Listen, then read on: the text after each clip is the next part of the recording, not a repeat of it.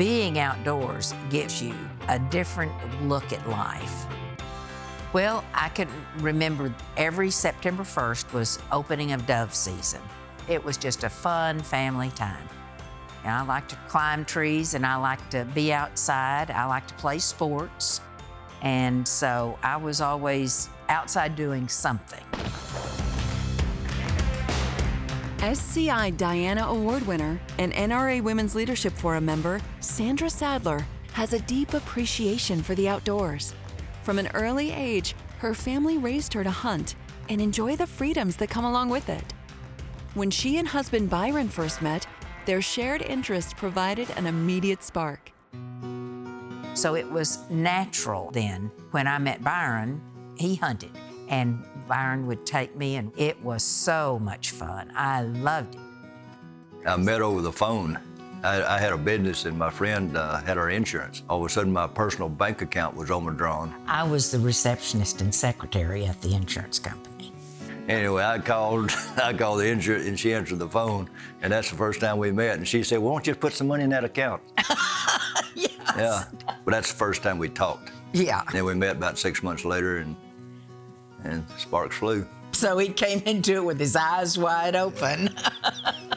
We had a date, went dancing, and from there on, we've been best friends ever since.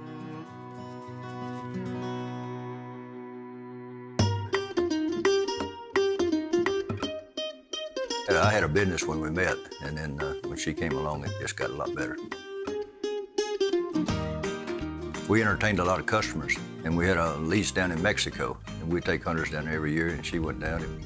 We enjoyed the atmosphere, we enjoyed the different cultures, and we loved the people there, and we just knew that that's something we wanted to do. And that was when I was reintroduced to hunting. We decided, setting our goals for what we wanted to do in life, we wanted to go internationally somewhere. So it kind of made sense that we would go hunting.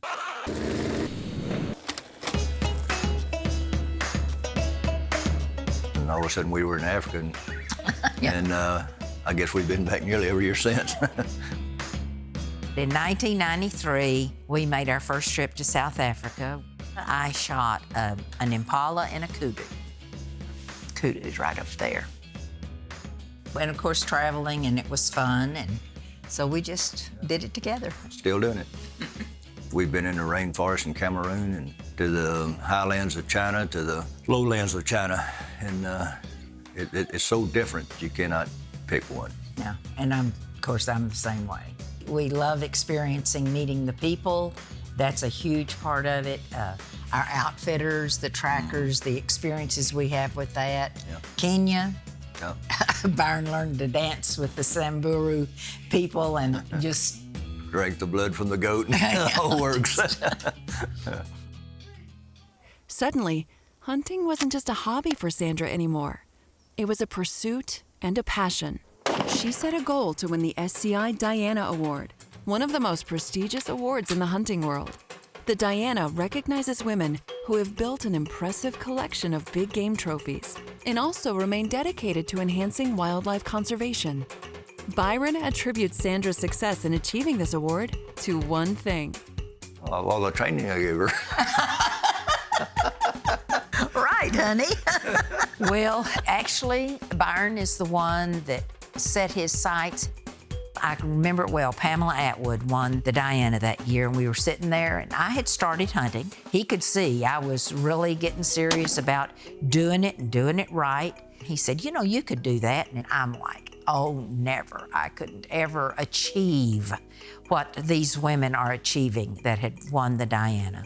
You know, that's a giant step forward. Very few people's ever been able to do it, and like again, from our background, starting off, I guess in 93, and she broke her leg in Cameroon, and 6 months later was back in Tanzania hunting elephant.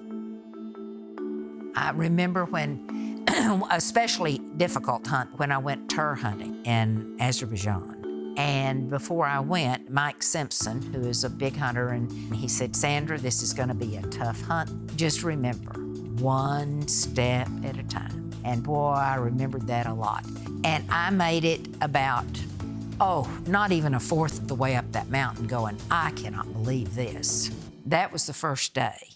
And I ended up taking my turn on the very top of that mountain 5 days later. But such a challenge when you finish with something like that. You go, whoo, I did that. Didn't know I could, but I did. She's real determined, and she don't know how to say no, and she don't know the word give up. And that's one of the things that you have to be tough, hard-headed, hard-minded to do the things we do together. And she's never whimpered, she's never backed off. And you talk about a perfect companion to somebody like myself that loves outdoor and loves a challenge. Oh, I'm sure I got that one too. When they aren't off on a hunt, Sandra and Byron are at the Two Dot Ranch, which they own and operate. At the ranch, they enjoy sharing their trophies and land with visitors, especially those from Combat Marine Outdoors, an organization that provides hunting and outdoor adventures to wounded military veterans. Well, we've been so blessed, we like to share, especially with the Combat Marine Outdoors and these boys that, give so much for our country, and we like to show our appreciation.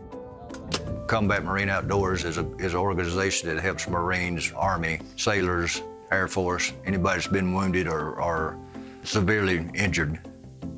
We try to get them back into the mainstream of life.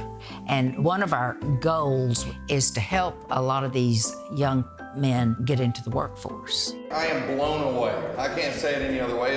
This is amazing. You two folks are amazing people. This has been the most beautiful, wonderful experience of my life. These young men volunteer to go and serve our country. So it's something that we need to appreciate what they've done and look out for them and get them in the outdoors. That's just one of the best things in the world you can do for them. Nice.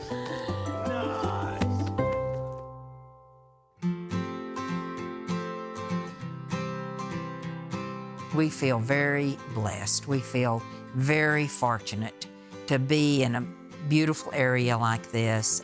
And, we share it. You've heard it many times, Hunters are the biggest conservationists in the world, bar none.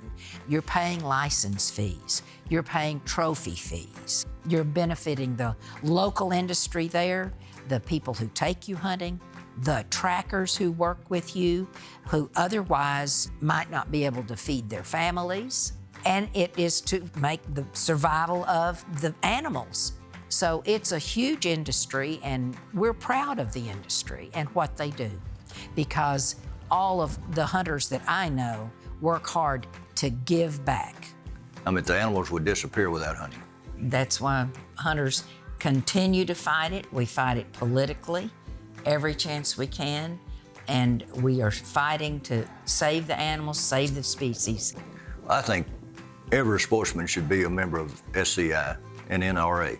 It doesn't cost a lot of money, and you're protecting the outdoors.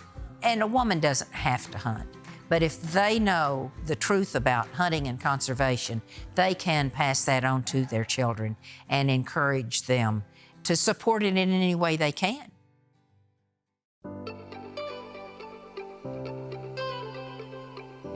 The concept is that the girls stay at home with the mother and don't go into the outdoors. They don't hunt. They aren't supposed to learn about guns. And I think that's changed a lot. The women have always been there, but it's been hunting and shooting. That's a man's thing. And so those women that were hunting and shooting just kind of stepped back until gradually the door opened for them to participate. But you can see from the Women's Leadership Forum that they are really jumping in. We are and will always be connected in spirit, united in our cause to defend the values we all share and hold dear.